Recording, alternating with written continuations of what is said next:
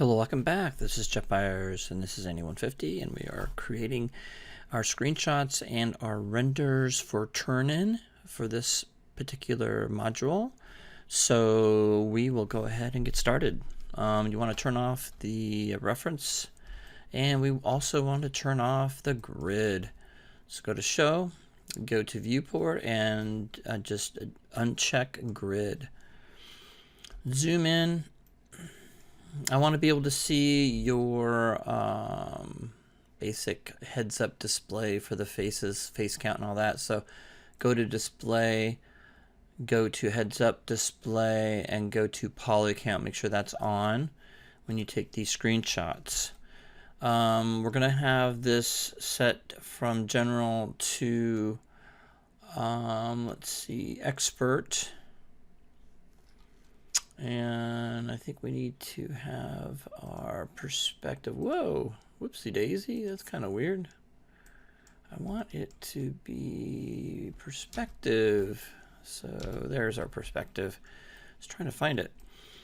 And so we want to get the largest part that we can, kind of see a perspective. So that means we can see the top perspective, the view on the top, and nice perspective right here like this. So I need to get a screenshot. So if you're using Windows 11, you just hit the S key in the search engine, go to snipping tool.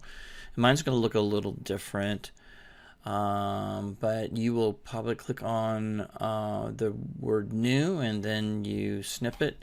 I have to tell it what I want to do, a rectangular snip, and I'm going to go in here and just kind of marquee select the whole thing here like this. Okay, and you will want to save. Now yours might look different. I'm using Windows 10 Pro, so I'm going to put, you always want to put your first name first and last name and what it is. Just type in weapon, keep it short. We know it's a SciFi weapon. This is called weapon underscore, and this is going to be front PERSP perspective. Okay, and we're going to save that, and probably want to save that to your desktop. Save it and then close it, and then we'll do the back like this. Again, perspective view like that, kind of get it positioned properly. And we'll do the same thing, snipping tool. Move this up a little bit farther out of the way. There we go. And let's go ahead and do that. Okay. And same thing.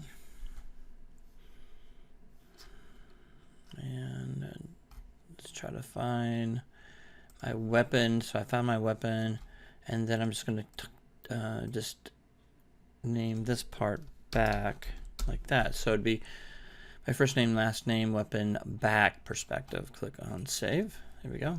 Close that. Same thing. And probably should have left that the way it is. Whoops. No, don't do that. So we're going to go wireframe unshaded. So we're going to select this icon right here and do a wireframe. It tells me that you did all the beveling that I needed you to do to make it look nice, and we're going to do the same exact thing. Snipping tool.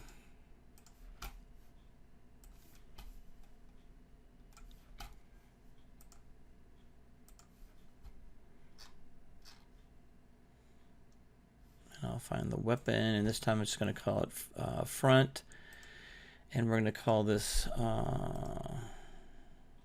wire. So right in here, we'll just type in wire, okay, underscore, there we go. So front wireframe perspective, okay, close that. Do the back wireframe perspective.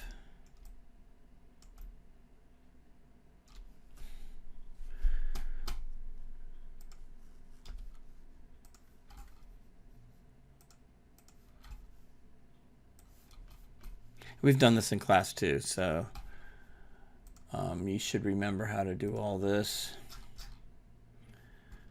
So here we go, front, back, perspective. This will be back wire. Okay, back underscore wire. Okay, all right, great. So all the screenshots are done. So now what we need to do, let's go back to workspace. Let's go back to the general workspace. Okay, so this is the easy part. This is the more fun part, I think. Let's add a ground to this. Let's go ahead and add a plane and scale. Let's go ahead and turn that plane into, just make sure it's 1 unit subdivision width, 1 unit subdivision width, like that. And just scale that up like that to give kind of a, we'll scale it a little bit thinner like that, so we kind of have a little place for it, and make sure we move it up from the front view. Looks like our front view is kind of messed up, so let me do, let's get the perspective back where the perspective should be. Perspective, there we go, and we probably want to turn shading X-ray off. There we go. And then this one will be the front view, which is odd that it's not that way. So orthographic front, and that's wrong. Let's go back to 4x4 views over here on the left hand side, and that's still messed up. It's in the negative y. Why would that be like that? Anyway, interesting. Yeah, new front. There we go. I guess I had to do new front. All right, cool. Now there's the plane. Let's get that up to the bottom like that. So it's just touching the back. That looks good. And we want that to be a different color. We don't want that to be just plain color. I'm going to turn off the wireframe on here. And we want to go ahead and add a color, a material. So assign new material. Go to Arnold Shader, go to UI Standard Surface, and you can always pause or go back in time with the video. So that's selected, and we'll call that, name that ground. Okay, and we're just going to take the color. We're going to go into the red, orange, and then in here you're going to find the color like a brown. Let's do light brown like that. And I want to keep it reflective. I think it's going to be kind of fun. And we're going to have a reflective and see how that looks. Okay, and then we're going to go in here and click on Arnold, right? And we're going to click on physical sun and sky because we like using that. And we haven't added any texture to this. See what it looks like when we render it, just the way it is. So let's go into the render settings, and everything's okay here. And then common, we have a it's HD 540, which is way smaller than we want, but we're going to test it out and see how it looks. So let's go ahead and click on render. Now it looks kind of dark, like a cloudy day. We got some reflection off the ground, which is nice. And that's basically what I want to see, really. I mean, just kind of a clay looking object. And that's fine. That's exactly what I want to see. So I'm going to close that. But I want to do a couple things. I want to click on this guy right here, which is our resolution gate, and then our resolution mask is on. So those two need to be on. I also like to turn on safe title.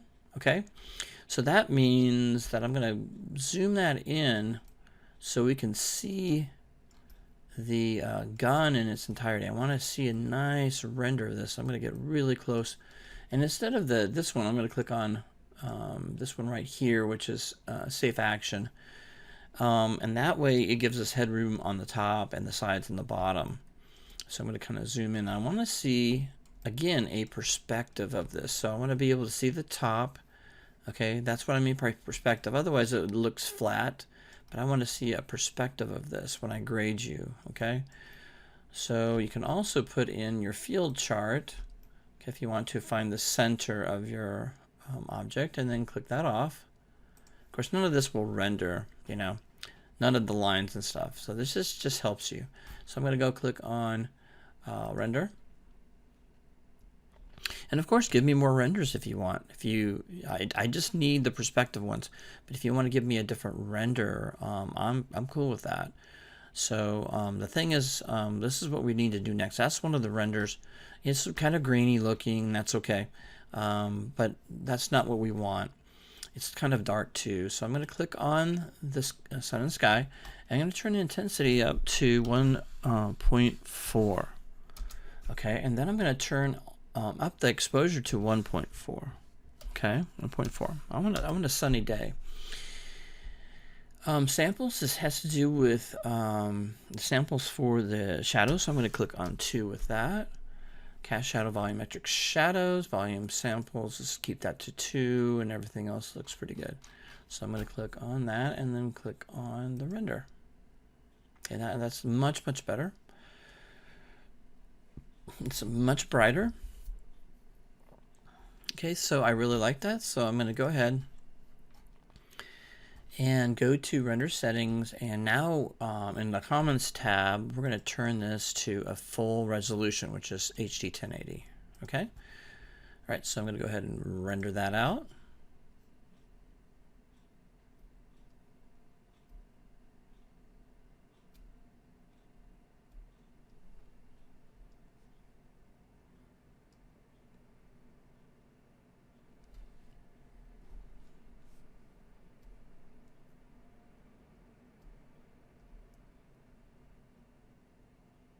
It took about 19 seconds, which is pretty fast, but that's a good render.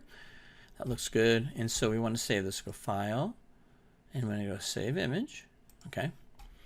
And we want to type in your first name, last name, and we don't want to, I want to save it on the desktop. So I'm going to go down here and find the weapon one. So I'm going to do front, perspective, and I'm going to type in render this time. That way I don't have to keep spelling this stuff out. Render and this save. And then, of course, you know, you want to close that. And then we, instead of rotating the camera, okay, what I'm going to do is go to the front view. And I'm going to marquee select the whole gun, like that. And I'm going to go hold down the space bar, go to Mesh, and Combine. Okay. Now, you don't want to select anything else in here. Okay, so if you accidentally select the background, make sure you control select it. Okay, now this is the gun basically from the side view. Now I do want a side view of the gun, because that kind of gives me the shape and how your shape looks.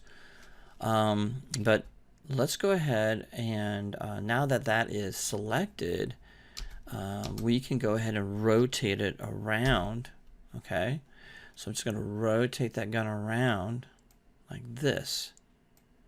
Otherwise, if I move the camera around, what's going to happen is that I will have a black area in the back. And I know some of you think that's cool, but it is not cool. So I'm going to get this situated again to where this looks good for the back view of this weapon, and I'm going to render it again.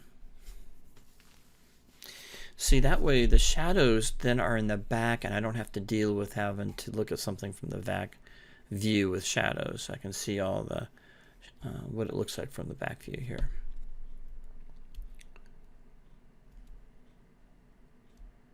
So I'm assuming it's going to take about 19 seconds. This time it took 18 seconds. So File, Save Image. Okay.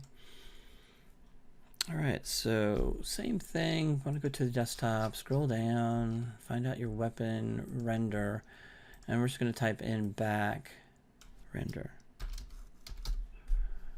Okay, that's great. And let's do a side view really quick. Just rotate that around, and let's do side view of this. Like something like this would be great. Just make sure it's facing the sun. I'm going to rotate this around so it's back kind of where it was before. And this time we'll just type in 0, because that's what brings us back to that. And then let's get this nice and centered, looking good, and render.